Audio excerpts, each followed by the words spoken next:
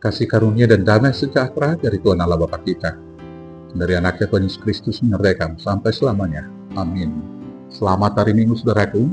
Dengarkanlah firman Tuhan hari ini, yaitu dari Injil Matius pasal 5, ayat 38 sampai dengan ayat 48. Demikianlah firman Tuhan. Kamu telah mendengar firman, mata ganti mata, dan gigi ganti gigi. Tetapi aku berkata kepadamu, janganlah kamu melawan orang yang berbuat jahat kepadamu. Melainkan siapapun yang menampar pipi kananmu, berilah juga kepadanya pipi kirimu. Dan kepada orang yang hendak mengadukan engkau karena mengingini bajumu, serahkanlah juga jubahmu. Dan siapapun yang memaksa engkau berjalan sejauh 1 mil, berjalanlah bersama dia sejauh 2 mil. Berilah kepada orang yang meminta kepadamu, dan janganlah menolak orang yang mau meminjam daripadamu. Kamu telah mendengar firman, kasihilah sesama manusia, dan bencilah musuhmu. Tetapi aku berkata kepadamu, kasihilah musuhmu, dan berdoalah bagi mereka yang menganiaya kamu. Karena dengan demikianlah, kamu menjadi anak-anak Bapamu yang di surga, yang menerbitkan matahari bagi orang yang jahat dan orang yang baik, dan menurunkan hujan bagi orang yang benar dan orang yang tidak benar. Apabila kamu mengasihi orang yang mengasihi kamu, apakah upahmu? Bukankah pemungut cukai juga berbuat demikian? Dan apabila kamu hanya memberi salam kepada saudara-saudaramu saja, apakah lebihnya daripada perbuatan orang lain? Bukankah orang yang tidak mengenal Allah pun berbuat demikian? Karena itu, haruslah kamu sempurna, sama seperti Bapamu yang di surga adalah sempurna.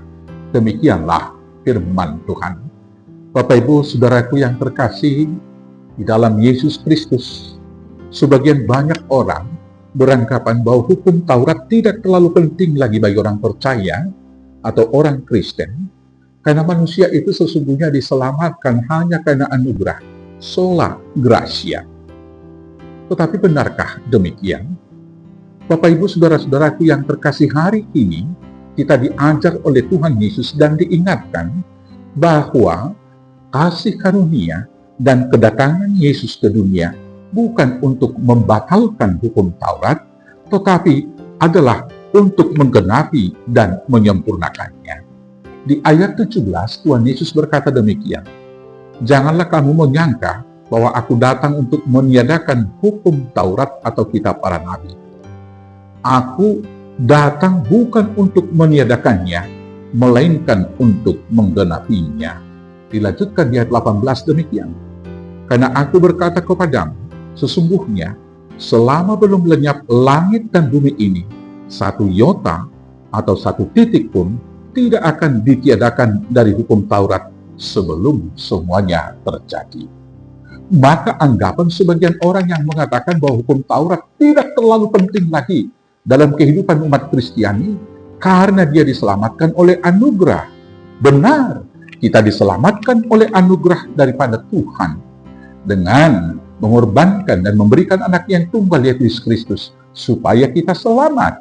Dan betul bahwa kita diselamatkan bukan karena perbuatan kita, tetapi karena iman. Tetapi karena iman kita dikuatkan, dimampukan untuk melakukan hukum Taurat itu dengan cinta kasih kepada Tuhan. Dan di dalam Yesuslah hukum itu disempurnakan. Kenapa dikatakan bahwa di dalam Yesus hukum itu digenapi? Karena di dalam Yesus Kristus nyata dan sempurna kasih terhadap Allah dan kasih terhadap sesama tuntas sampai pada kematiannya di kayu salib. Dan pelajaran yang kedua yang dapat kita renungkan dalam bacaan hari ini, yaitu Yesus menegaskan bahwa standar kebenaran iman, etika dan moral harus secara substansial. Hidup keagamaan harus lebih benar dari orang Farisi. Di ayat 20 Tuhan Yesus mengatakan demikian, jika hidup keagamaanmu tidak lebih benar daripada hidup berkeagamaan ahli-ahli Taurat dan orang-orang Farisi, sesungguhnya kamu tidak akan masuk ke dalam kerajaan surga. Bapak Ibu, sebagian orang percaya atau sebagian orang Kristen, saya katakan, menunaikan ibadahnya, melakukan syariat agamanya, melakukan kewajiban-kewajiban dan tuntutan-tuntutan agamanya, sering sekali hanya memenuhi semua hukum-hukum yang tertulis. Maka praktik yang demikian melakukan standar kebenaran itu hanya sebatas legal formal. Sebatas tidak melanggar hukum-hukum itu, maka sebagian orang yang demikian menganggap berdosa. Dan dalam melakukan itu dengan sangat setia, para ahli Taurat dan orang Farisi betul-betul menjaga itu. Tetapi orang yang demikian bisa jatuh ke dalam kemunafikan. Secara formal dia lakukan peribadahan, tetapi bisa saja dia tidak beriman. Dia juga melakukan tindakan-tindakan kasih, yaitu berbelas kasihan, memberikan sedekah, tetapi bukan karena didorong oleh belas kasihan, tetapi karena tuntutan agama itu untuk memenuhi syarat-syarat untuk masuk ke dalam kerajaan surga. Ada juga sebagian orang, Bapak Ibu Saudaraku yang terkasih, mau melakukan kebaikan-kebaikan, tetapi di dalam hatinya ada saja terselip kebencian. Atau dengan singkat kita katakan, bahwa orang-orang yang melakukan hukum Taurat secara legal formal, bukan secara substansial, bukan lahir dari hati yang murni yang dikuasai oleh Roh Kudus, bisa jatuh ke dalam kemunafikan. Maka karena itu Yesus mau mengatakan bahwa standar kebenaran bukan sekedar melakukan hukum Taurat secara legal formal atau secara hukum, tetapi harus secara substansial. Hari ini kita diajak juga untuk merenungkan, apakah kita pergi ke gereja tiap-tiap hari Minggu, itu didorong kerinduan hati bertemu dengan Tuhan. Apakah doa-doa yang kita naikkan juga adalah dilandaskan dari iman yang kokoh, yang teguh kepada Tuhan Yesus. Apakah hari-hari kehidupan dan sukacita kita adalah didorong oleh sukacita yang sedang dan sudah disediakan oleh Tuhan bagi kita orang-orang percaya? Atau sebaliknya, hanya sekedar memenuhi tuntutan hukum-hukum legal dari agama kita? Bila demikian, hari ini kita mau diingatkan bahwa supaya iman, peribadahan, tindakan kasih, dan segala hal yang baik yang kita lakukan harus lahir dari hati yang murni, yang didorong dan dibuahi oleh Roh Kudus. Yang kemudian, Bapak Ibu Saudaraku yang terkasih, Yesus menjelaskan standar kebenaran kita harus secara substansial, yaitu melakukan hukum Taurat itu dari hati. Maka karena itu, jangan kita marah, jangan kita membenci, atau jangan dendam kepada saudara kita. Ketika kita mau beribadah kepada Tuhan, amarah itu harus bersih dari hati kita. Benci dan dendam tidak boleh ada di hati kita. Maka ketika kita mau berdoa kepada Tuhan, harus memaafkan kesalahan orang dulu. Selanjutnya, sebagai orang percaya, kita harus disiplin kepada diri sendiri. Kesalahan banyak orang di dalam kehidupan keseharian dan hidup beragama adalah mengasihi diri sendiri lebih daripada orang lain. Dan kemudian karena terlalu mengasihi diri sendiri, maka kemudian permisif dan harap maklum terhadap kesalahan-kesalahan sendiri, tetapi begitu kejam dan tegas kepada kesalahan-kesalahan orang lain. Sebaliknya, hari ini Tuhan Yesus mengingatkan kita, orang percaya, orang Kristen, harus keras terhadap diri sendiri. Kalau mata kita salah, harus kita cungkil. Kalau tangan kita salah, harus kita potong. Karena lebih baik satu anggota tubuh kita dibuang daripada seluruh tubuh kita binasa.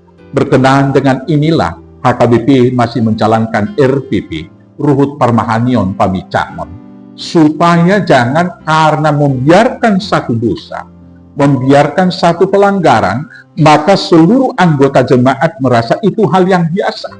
Maka kesalahan yang diulang-ulang itu, dosa yang kemudian sudah dianggap sebagai hal yang lumrah, kemudian dilakukan secara berjemaah, bukankah gereja dan seluruh anggotanya akan binasa dan tidak akan mendapat kerajaan yang kekal di dalam kerajaan surga? Sebagian orang tentu menggugat itu sangat kejam. Saudaraku yang terkasih, terhadap diri kita sendiri kita harus tegas. Ketegasan bukan berarti tidak ada cinta kasih. Kita harus merawat anggota-anggota tubuh kita yang paling kecil dengan melatih diri beribadah, melatih mata kita tertuju kepada Tuhan, melatih tangan kita menolong orang lain, melatih hati kita untuk senantiasa bersih dan Roh Kudus yang berkuasa di dalamnya.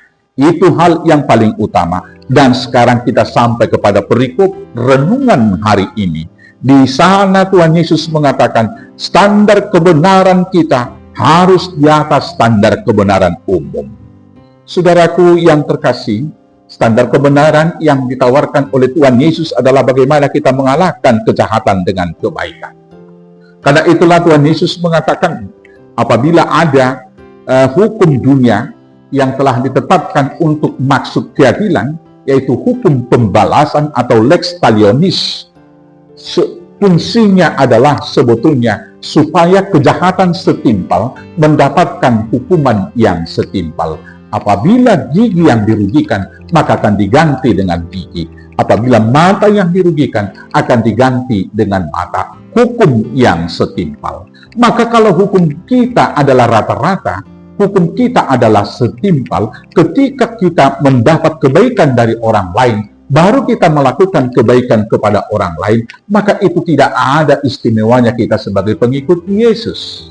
Karena orang jahat juga akan berbuat jahat kepada orang jahat. Pemungut cukai juga berikan salam dan menolong sesama pemungut cukai. Maka kita sebagai orang percaya diajak lebih daripada itu.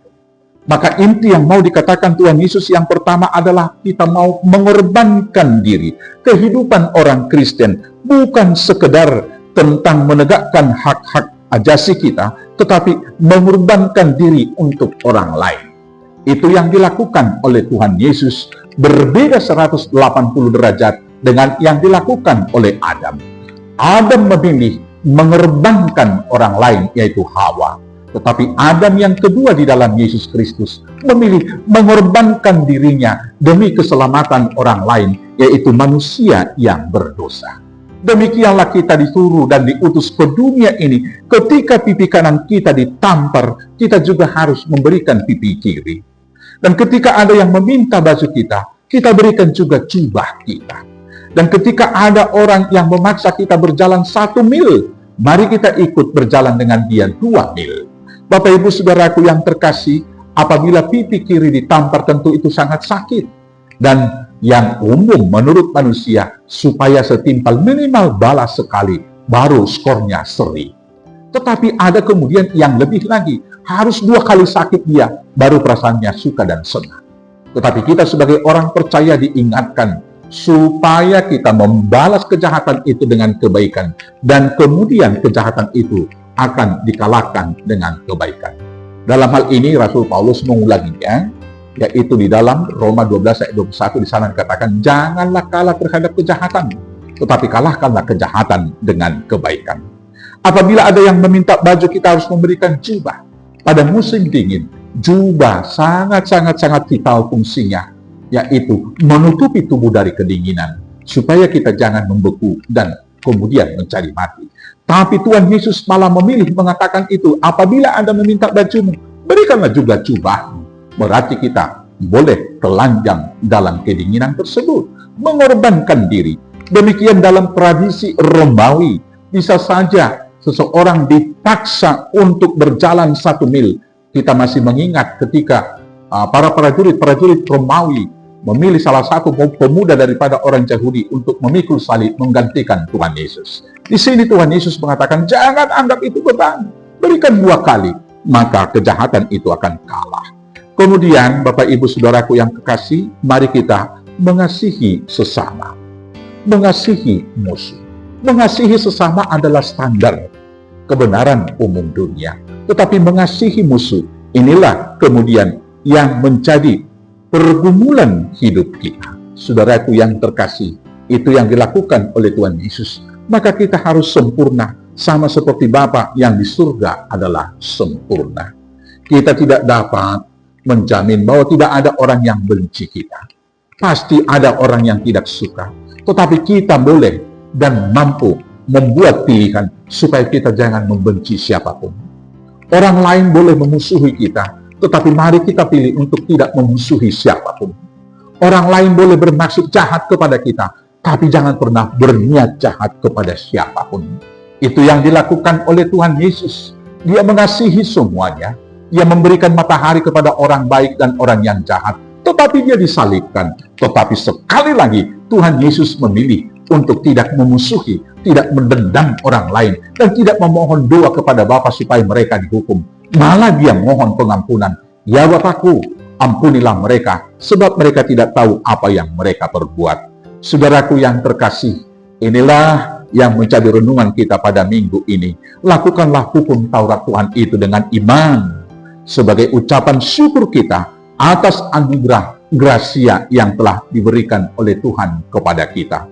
Hendaklah kita sempurna, sama seperti Bapa kita yang di surga adalah sempurna. Tuhan Yesus memberkati. Amin. Kita berdoa.